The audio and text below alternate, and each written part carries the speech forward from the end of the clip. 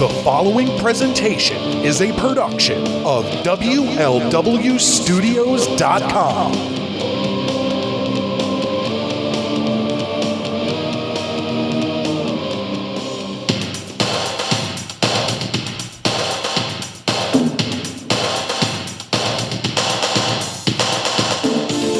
And you are listening to the first Midnight Jury of 2017, coming to you from WLW Studio South, Studio C, in the birthplace of our nation, Philadelphia.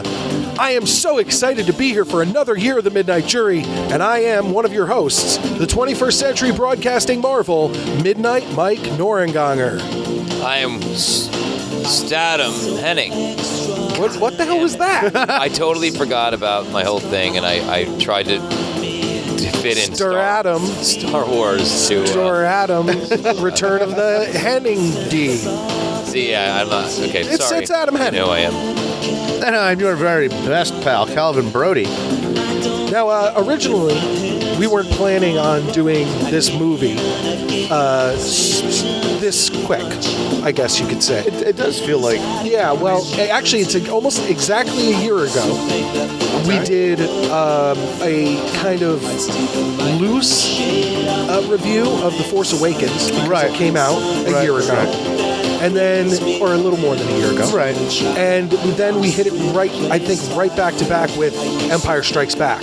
So it's been a year, but I wanted to put it off because this is the end of the original trilogy. But then, now this is weeks old, of course, at this point, because, you know, this is our first show, but in late December, Princess Leia Carrie Fisher passed away. And like I said on one of the final verdicts that I had released in the interim, we're not a group of people who are one of those, you know, those marks and those lemmings who just, any celebrity who dies, we're just throwing stuff up. No. Like I said, we've done it for very few people. I know we did it for Warrior. Mm-hmm. And I said I think we might have done it for Balls Mahoney. But that was because we worked with him. Only the top of the... No, that's unfair. And I said that... upper echelon. No.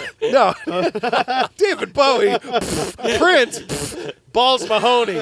No, I said... Was there something it was because we worked with him a bunch of times. Was there something for Axel Rotten, too, or did we just talk about doing... We might have just talked about it. Doing an ECW event for him. Yeah, but... we put something on Twitter for Carrie Fisher, but then we did a 2-hour retrospective on brain damage, so...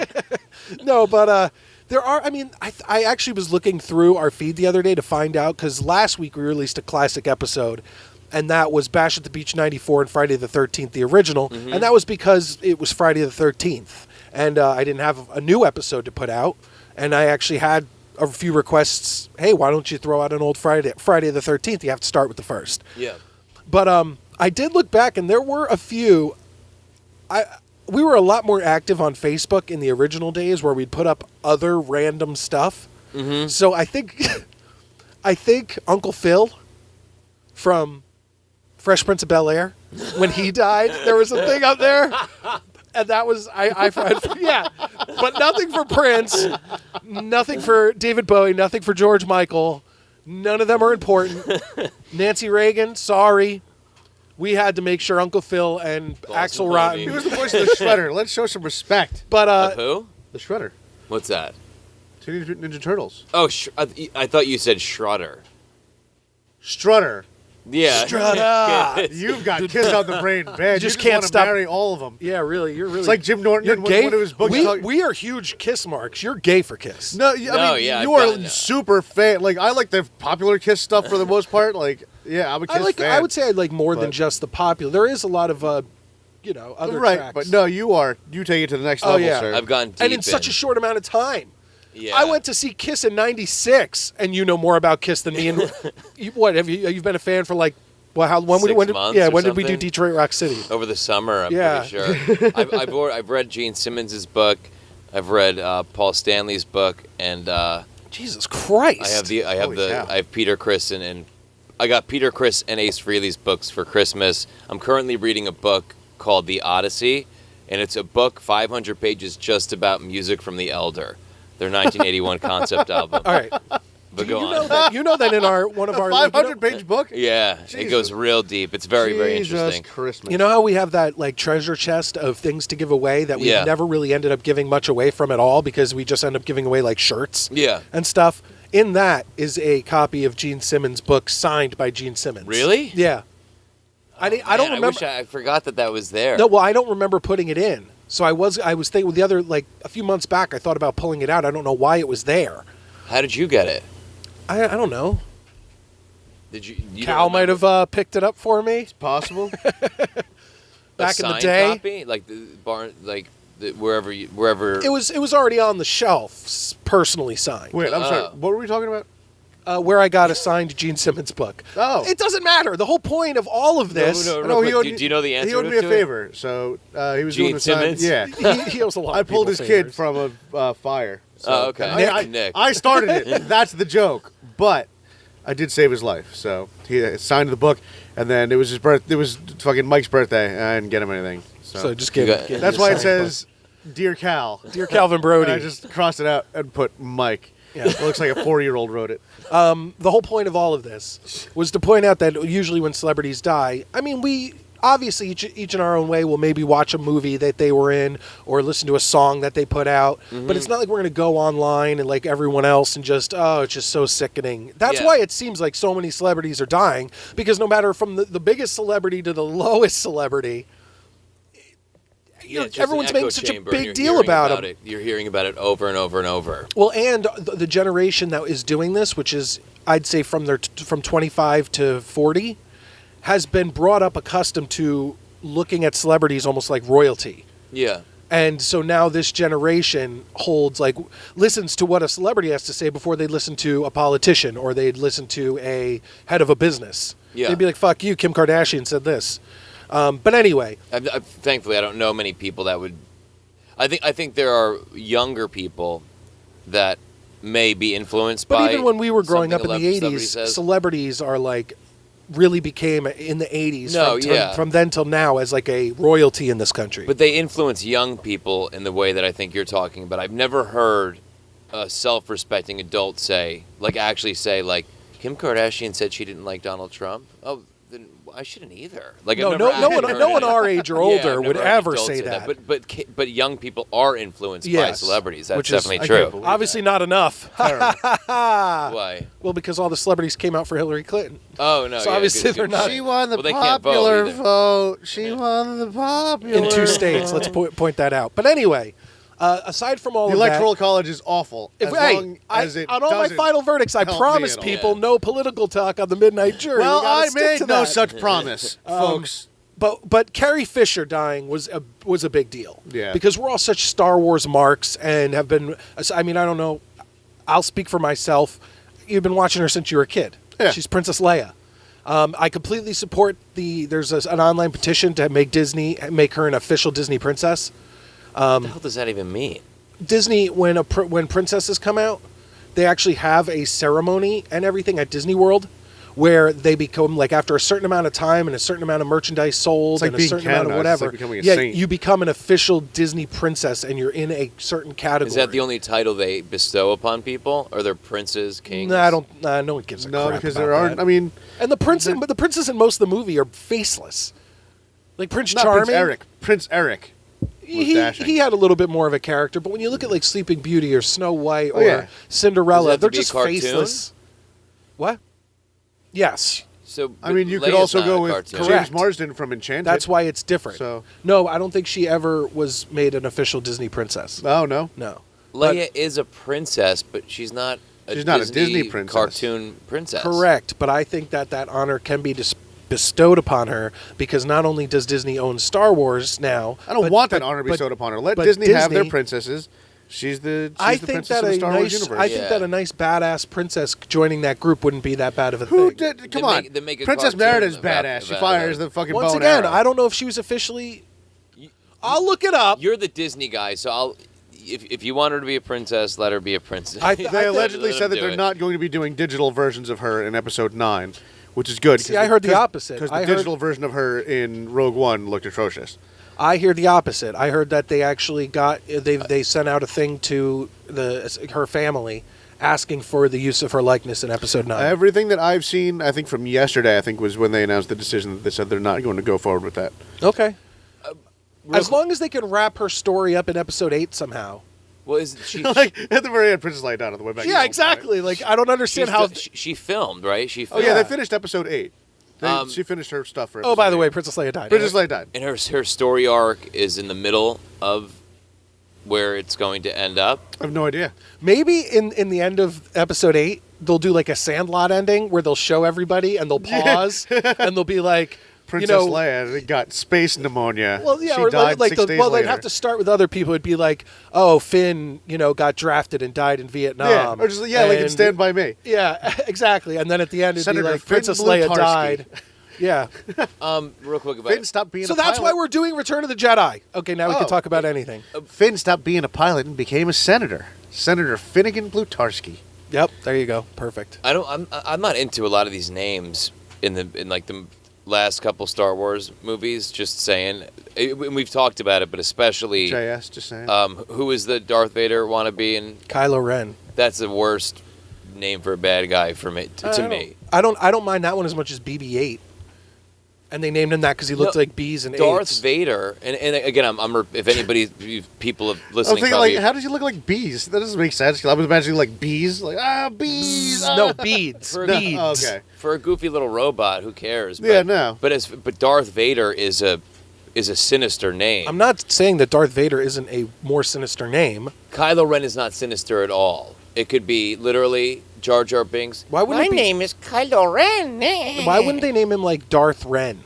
Something a little bit more. Yeah, I don't have a problem with the Kylo necessarily or the Ren part, but there should be something. Well, because he can't be Darth Ren because he's not a real Sith.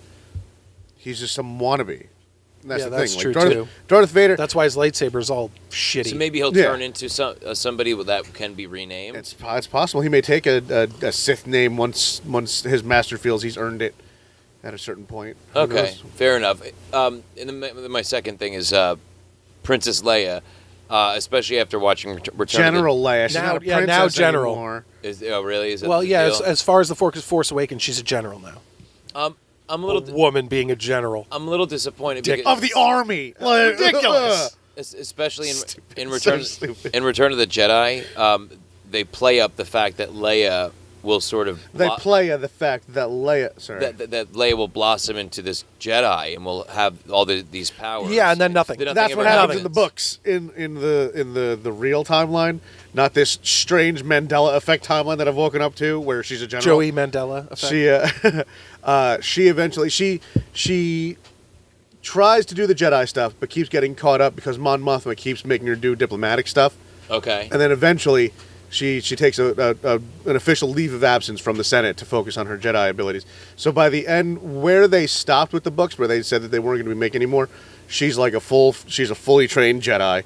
Has her own lightsaber, knows her shit, and of course she's still a diplomat because. Well, and also in she's been- Star Wars Infinite's that one I love. Ugh.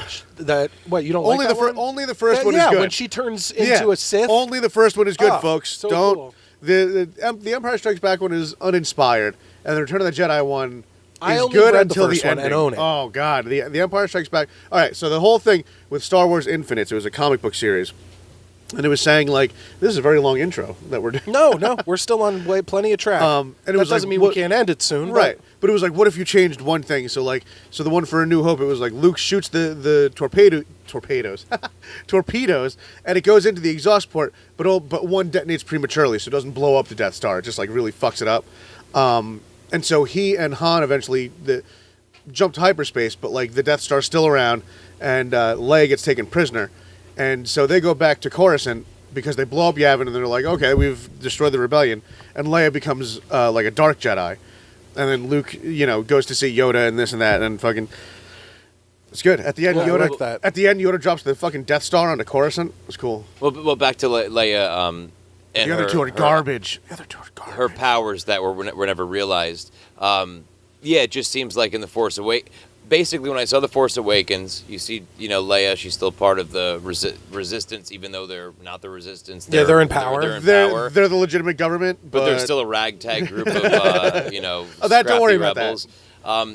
So it didn't offend my sensibilities. It's like, okay, Leia's still doing Leia stuff. upstanding, member of her community or whatever.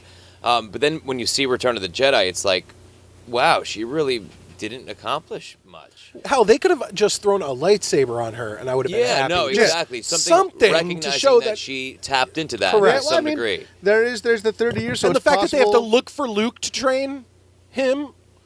Leia, what have you been doing over the past 40 years? Well, again, shouldn't you be able to train? Unrealized potential. Well, yeah, but again, we don't know train her, I'm how sorry. long Luke's academy was around for.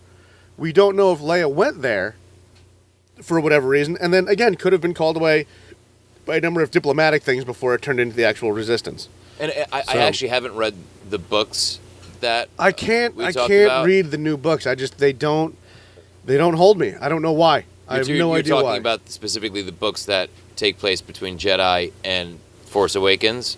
I mean, just about all. Yeah, but like all new canon books. I just can't. I don't know. Well, I don't know if you got through any of them. I didn't even start them, but I'm still intrigued about what happens between Jedi and the Force You Awakens. would want to go with audiobooks. You probably. Yeah, that's Because you're a simpleton. And I have them in audiobook form, and I will get around to them as soon as I can. But the point is, there's just a huge disconnect between the triumph at the end of Jedi and what's taking place in the Force Awakens. Yeah. Like I don't see how they could have fucked everything up and everything could have been pushed back. Like all the progress they made at the end of Jedi, how is it all pushed back so far by the time Force Awakens comes around? Rebooted the series. That's it. No, I know, but you can It doesn't start. have to make sense. Just No, It's yeah. new Star Wars, yeah. now the ragtag group. the droid is so quirky. Listen That's to so it. many That's jokes. it. Well, now the ragtag group of resistance fighters is the New Empire. Order. Yeah. And they have nicer uniforms, nicer ships, nicer everything.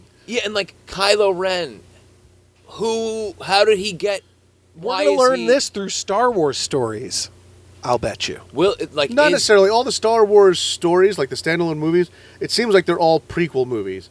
So, like, the Rogue One, a Star Wars story. Then you have, like, the standalone fucking Han Solo movie. That's coming and then, out. Yeah, And and then then, the you'll have a Boba Fett standalone, one. like, Boba Fett movie. Who's like, playing Han Solo? Yeah, but eventually they're going to I have to. forget his name. Eventually they're going to have I to don't fill mind that that. gap. Oh, yeah. No, but that's what the books are doing right now.